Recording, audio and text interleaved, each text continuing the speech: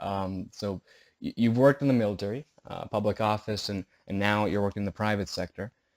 What was the transition to each like, and are there skills or approaches that they all share? Well, obviously in the military, it was a very progressive hierarchy of positions and the professional military education system that every few years you're going back to some school or other, a basic course, an advanced course a few years later. That's a 6-month period. Then there's a command and general staff college. That's an academic year. And then if you make it a war college, it's an academic year. So there's a lot of, again, very progressive in terms of assignments, in terms of the professional education that you receive along the way. Mm-hmm. Very hierarchical organization, even though we have tried to flatten it in terms of information dissemination, but still in terms of recommendations and decision making, I think understandably hierarchical. The military organizations have become somewhat more matrixed in the past decade or more, but they're still, again, relatively hierarchical, and certainly there is hierarchy in the private sector. But there's an awful lot more of cross-cutting and, again, matrixing of elements within a firm such as KKR. We're, as you know, one of the bigger financial investment firms in the world with about $140 billion under management around the world.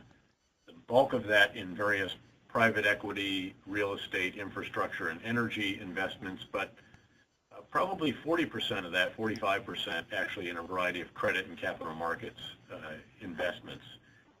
It's an extraordinary gathering of individuals, and everybody works very, very closely together. It's a relatively modest-sized firm. I mean, it's not as big as 2 battalions, really. It's maybe 1,400 people in total, perhaps a bit less than that, with many, many, many consultants and various firms that support us. But the core of the organization and the true professionals are certainly probably less than 450 people managing that 140 billion in about 140 firms around the world that we think employ nearly on a given day, nearly 1 million people around the world.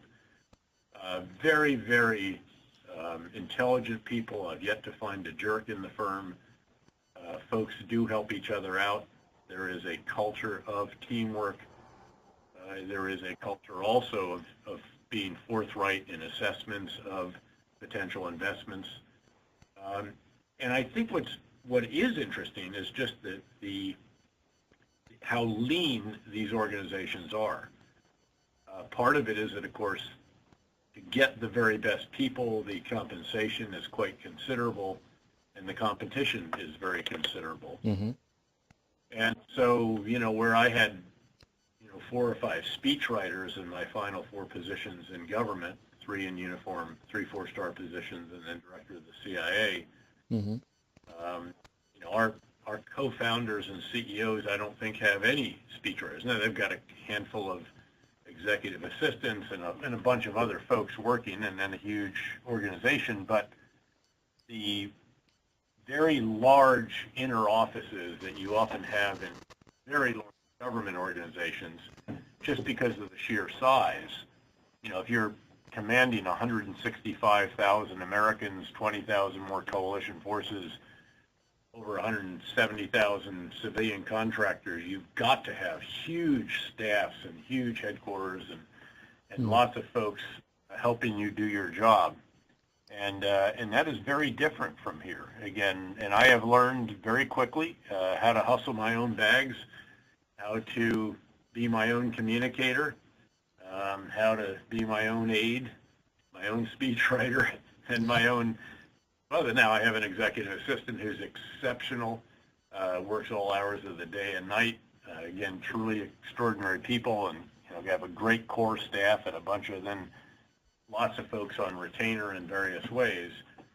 But we are very, very lean, and folks do really bust their butt, frankly, and we're all over the world literally all the time. I was talking to a couple of my teammates yesterday, and I guess one was in Mexico and the other was in Croatia, I think it was. And, you know, others were in New York, there are others out in Menlo Park, there are others out in Asia at any given time. And the scope for individual initiative and individual action are really very considerable.